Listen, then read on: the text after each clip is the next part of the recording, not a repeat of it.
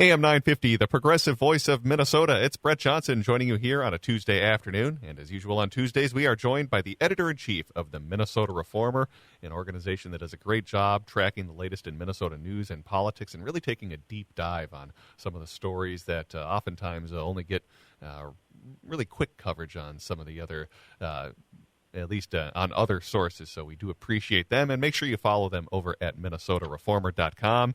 As today, Patrick and I are going to be talking about his column about the difficult decision that Senator Nicole Mitchell will face as to whether she is going to resign or stay in the state Senate amid her legal troubles.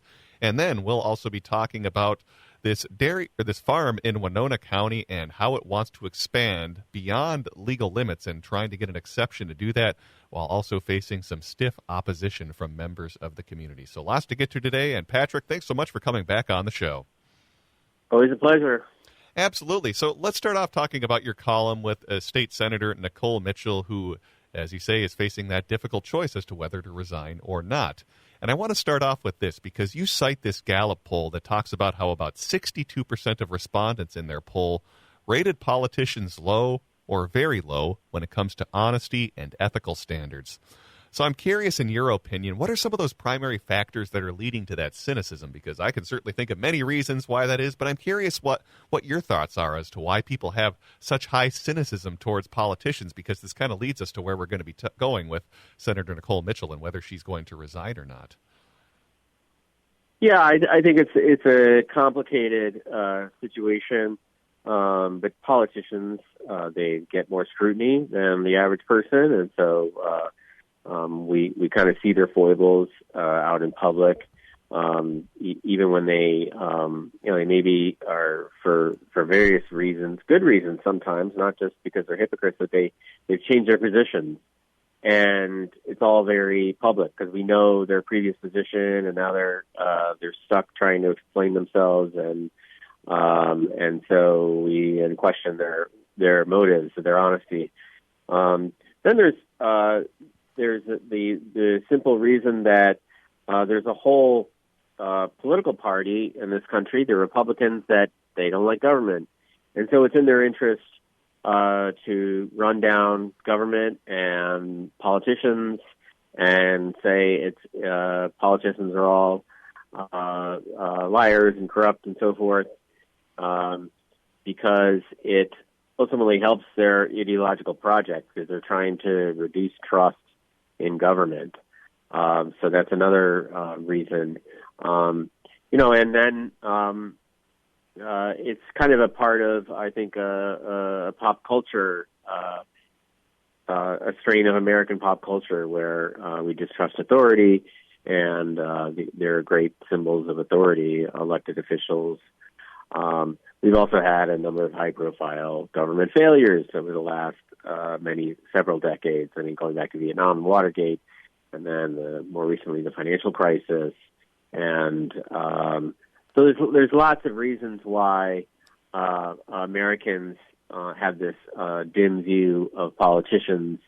And then finally, I would point the finger at people like myself because negative.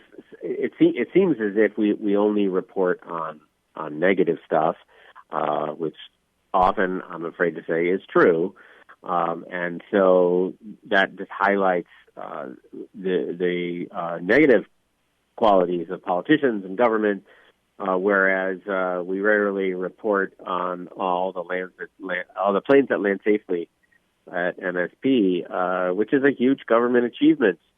But that we just don't think about those things because we're focused on, as journalists, at least I am, I'm focused on the problems and the things that need fixing. So there's a long list of reasons, but it's undeniably true that the average person has this cynical view of both politicians and politics.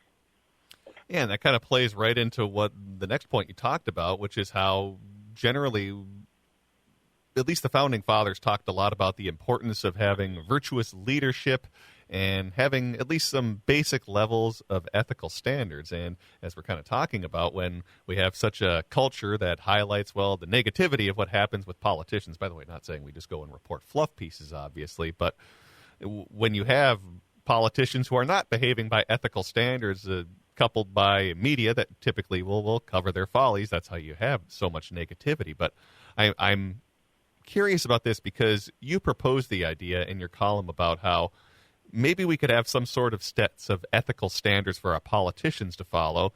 And you even brought up the example of Bill Clinton going back to the 1990s when, of course, he had his own sex scandal. So I'm curious, what do you believe the implications would be if we actually had a political system where if someone actually violated these ethical rules, and by the way, the definitions of those, that would be another discussion to have, but what do you think the implications would be on the political system if we were to have such an idea in place where if you do commit these ethical violations, not necessarily illegal actions, you're going to resign from whatever position you're at?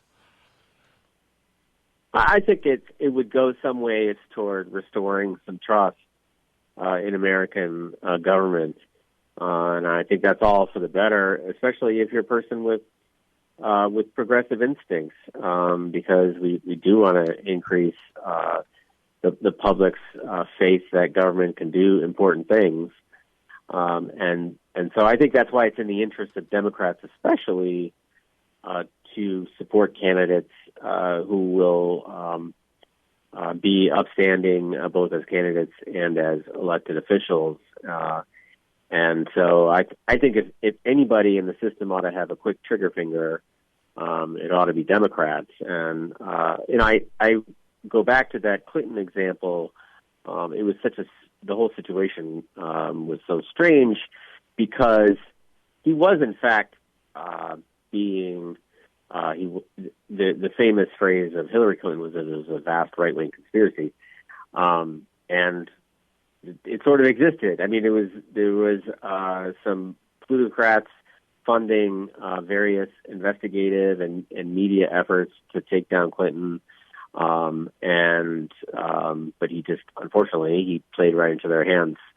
So I think there was an idea that progressives have to defend Clinton because look at the people who are going after him. A and B, he was considered like a political genius because he had ended 3 terms of Republican rule, and he was sort of a bulwark against Republican dominance. And so it was kind of thought, well, you got to stand by him. I think in retrospect, that seems like maybe it wasn't necessary because Al Gore would have been a fine president, and Al Gore might have gotten elected in 2000 as an incumbent.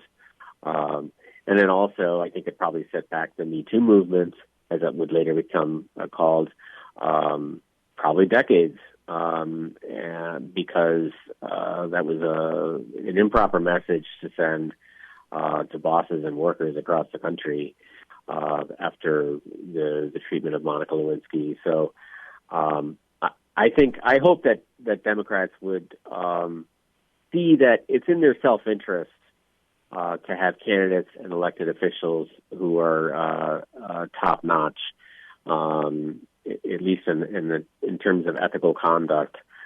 There is an issue, I think, of how does somebody do we allow people to return to public life after they've made a major error, and I think there ought to be a process for that, and that's kind of how I ended the column. But in the first place, Democrats ought to be, I think, first to require strong ethical standards of their candidates. I think you bring up another good point, which is everybody loves a good comeback story, whether it's politics, sports, movies, or whatever else. And yeah, if you do have someone who maybe committed some ethical violations, steps away from office for a while, then tries to make a comeback after trying to reconcile and going for redemption and explaining why it is what they did, you really do have a path for redemption. We've seen that all the time in politics and other areas of life. And obviously resignation in the short term is not ideal, but you do kind of set yourself up for a comeback in the future. Yeah, I mean, I think if the person actually grapples with what they've done, I think that ought to be something that we would welcome. We have seen that. But then, and I think that as we reported last week, there's now half a dozen members of the legislature who've been arrested for something or other while in office. Most of them are drunk driving. And I think addiction is the perfect example of where we can see somebody needing to step away from public life and then returning once they've dealt with their disease and they're managing it and they're in recovery, and then they can be an example to other people who are struggling with addiction. So that ought to be, I think that ought to be a part of our public life. That's clearly, in the case of Senator Mitchell, he has a long way to go with respect to that. I mean, we don't even know exactly what happened on the night in question. Well, you can read more about that column called The Difficult Choice Faced by Senator Nicole Mitchell over at MinnesotaReformer.com, MinnesotaReformer.com. Also want to move and talk about an article that Madison McVan wrote, which is titled, In Winona County, the tension between agriculture and water quality gets personal, because this is something I know Madison has been following for a while, and she had a chance to speak with many of the stakeholders in this case in Winona County. It's a long read, but I think very worth it, because basically it is about a family-owned dairy farm in Winona County that wants to expand about 4 times beyond the legal limit per county regulations, but there are environmentalists and other stakeholders within the community who are pulling out all the stops to oppose it. And as I was saying, I think Madison does a good job of putting faces and personalities to the stakeholders involved, because it really is a story about local control and kind of how big we should really let big ag get, because we do have that idea of get big or get out, going back to that Nixon official in the 70s. And just to illustrate how complicated this issue is, 3 members of the Winona County Board of Adjustment had been members of the local environmental organization that opposed the dairy expansion, and a 4th had a grandchild who's married into the Daly family, the owners of this farm we're talking about, and a 5th member of the board knew about the expansion plan. So I think Madison did a really good job, I think, of just kind of putting some faces behind what's happening in Winona County, because this is kind of a microcosm of what often happens in small-town rural America, where you have ag operations that want to expand, and you do face that difficult decision of whether you let them expand and try to keep up, or whether you need to stay steadfast on having good environmental standards, in this case in Winona County, possibly having some unsafe drinking water if this operation were to expand. So there's a lot to this story that Madison wrote that I think is worth checking out. Yeah, it's a really good story about really the present state and future of American agriculture, and what we need to do to improve water quality, which is quickly diminishing in so much of farm country. So as you pointed out, the Daly family, a very prominent family, they have more than 1,700 cattle on their dairy farm. And the problem is that they produce enough manure to fill 50 Olympic-sized swimming pools per year. So where does it all go? Well, there's a lagoon, and then it gets pumped out into surrounding crop fields. The problem is that the geology of this region is leaky, for lack of a better word, and it's very easy for the nitrogen to get into the groundwater. And too much nitrogen in groundwater has been shown to be bad for human health. And so, I mean, what do? People are drinking milk, and in order to survive in the ever-consolidating dairy industry, and dairy is consolidating faster than other sectors of agriculture, you got to get big, because you need to reduce your costs for every gallon of milk. And so this family wants to get bigger, but there's a local county ordinance in place that caps the number of animal heads, and that they put that in place to prevent the kind of massive factory farms that can lead to water contamination. And as you say, it's become this proxy between environmental groups, and especially the Land Stewardship Project, and then large farm groups who see in this battle as an important kind of proxy for the statewide and regional and indeed national conflict between agriculture and environmentalists. And so these are real people, neighbors. They know each other. And it's hard to paint the Dailies who own this dairy farm as, it's not like they're some faceless corporation. I mean, they are indeed a family farm. They're a large, prominent, prosperous family farm, but they're a family farm, and they want to get bigger. And the neighbors, some of the neighbors anyway, say, well, what about our well water? And so that's the conflict there, and it really cries out for some leadership. It certainly has me questioning the future of agriculture and how we can do it in such a way that is less threatening to human health. Well, as we look at this case, too, as you said, the Daly family is not some faceless corporation. They locally live in the community, and they are well known within Winona County. And it has led to kind of an ugly situation where you have accusations from the Daly family saying that environmentalists have been colluding with county leaders. On the other hand, you have activists that are saying the Daly family is trying to intimidate critics, and that is kind of, again, a proxy battle of what you see of this battle between trying to get big or versus trying to keep your environmental standards. And has there been any sort of leadership or any ability of both of these stakeholders to try to reach some sort of agreement, or is this something that is largely going to continue playing out in the courts? Because I'm kind of curious what's going to happen next with this. Yeah, this continues to be litigated. At least the Dalys, they had sued individual members of the county board, and as well as the environmentalists by individual people, and I think that was a move to intimidate. At least that was that if you're getting sued. Just because of your local activism on an environmental issue, you're getting sued personally. You have to go find a lawyer and so forth. That strikes me as pretty bullying behavior. Mm-hmm. And luckily they've withdrawn those suits, but the litigation over the expansion continues.